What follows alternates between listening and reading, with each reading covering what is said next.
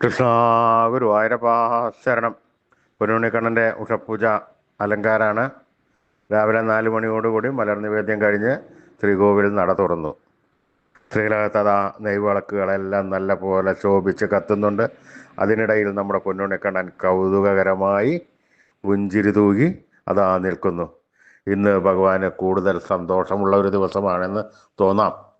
തൻ്റെ പിതൃസ്ഥാനീയനായ തന്ത്രി നമ്പൂതിരിപ്പാരുടെ വകയായിട്ടാണ് ഉദയാസ്തമന പൂജ നടക്കുന്നത്.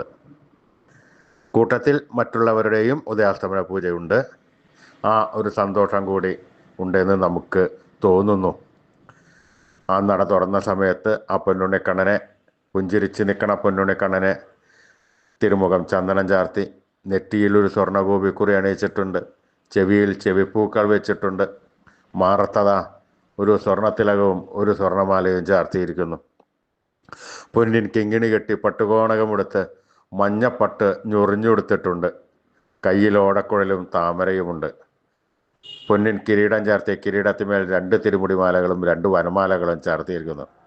ആ പൊന്നുണ്ണിക്കണ്ണൻ ആ പുഞ്ചിരി തൂകി നിൽക്കുന്ന ആ രൂപം കണ്ടതോടുകൂടി നട തുറന്ന സമയത്ത് ഭക്തജനങ്ങളെല്ലാവരും നാരായണ നാമം ചൊല്ലി അത് ആ കണ്ണൻ്റെ അടുത്തേക്ക് ഓടിയെത്തണം. ആ സോപാനപ്പടിയിൽ നിന്ന് പ്രാർത്ഥിച്ച് ആ കണ്ണൻ്റെ കാൽക്കൽ സാഷ്ടാംഗം നമസ്കരിക്കണു. കണ്ണൻ അവരെ എല്ലാവരെയും അനുഗ്രഹിക്കണു.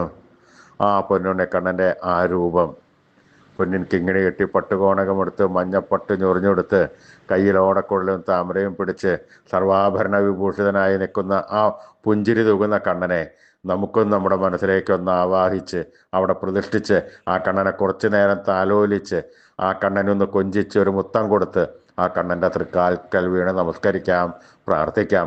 ആ കണ്ണൻ നമ്മുടെ ഒപ്പം എപ്പോഴും ഉണ്ടാവും. ഒരു താങ്ങായും തണലായും ആ കണ്ണനുണ്ടാകും എന്നുള്ളത് ഉറപ്പാണ്.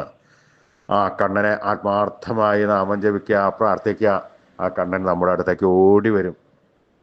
എന്താ വേണ്ടത്, എന്താ വേണ്ടത് എന്ന് ചോദിച്ച് നമ്മുടെ ഒപ്പം കണ്ണൻ നടക്കും, അതുറപ്പാണ്. ആ കണ്ണൻ്റെ തിരുനാമങ്ങൾ ഉറക്കെ ജപിച്ചോളൂ, പ്രാർത്ഥിച്ചോളൂ. നാരായണ നാരായണ നാരായണ നാരായണ നാരായണ. യാതൊരു സങ്കോചവുമില്ലാതെ ഉറക്കെ ജപിച്ചോളൂ കേട്ടോ. നാരായണ നാരായണ നാരായണ നാരായണ നാരായണ.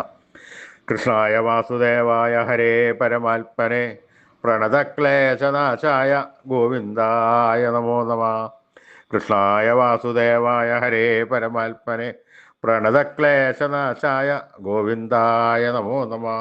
കൃഷ്ണായ വാസുദേവായ ഹരേ പരമാത്മനെ പ്രണതക്ലേശനാശായ ഗോവിന്ദായ നമോ നമ. അച്യുതാനന്ദ ഗോവിന്ദ അച്യുതാനന്ദ ഗോവിന്ദ അച്യുതാനന്ദ ഗോവിന്ദ അച്യുതാനന്ദ ഗോവിന്ദ. ഈ കലികാലത്ത് ഏറ്റവും ഉത്കൃഷ്ടമായ നാമമന്ത്രമാണ്, നാമത്രയമാണ് ഈ അച്യുതാനന്ദ ഗോവിന്ദ. ഋഷീശ്വരന്മാർ നമുക്കായി തന്ന ഒരു വരദാനമാണ് ഈ അമൂല്യ മന്ത്രം. എല്ലാവരും ഏതൊരു സമയത്തും എപ്പോഴും ജപിക്കാവുന്ന ഒരു അമൂല്യ നിധിയാണ് ഈ മന്ത്രം. അതുകൊണ്ട് നമുക്ക് ശ്രേയസ്കരമായ ജീവിതവും ആയുരാരോഗ്യ സൗഖ്യവും പുത്രന്മാർക്കും എല്ലാം സുഖസൗഖ്യങ്ങളോട് കൂടിയുള്ള ഒരു ജീവിതവും ഉണ്ടാകും എന്നാണ് ഋഷീശ്വരന്മാർ നമുക്ക് അരുളി ചെയ്ത് തന്ന മന്ത്രം. അതുകൊണ്ട് എല്ലാവരും എല്ലായ്പ്പോഴും ജപിച്ചോളൂ. അച്യുതാനന്ദ ഗോവിന്ദ അച്യുതാനന്ദ ഗോവിന്ദ അച്യുതാനന്ദ ഗോവിന്ദ അച്യുതാനന്ദ ഗോവിന്ദ.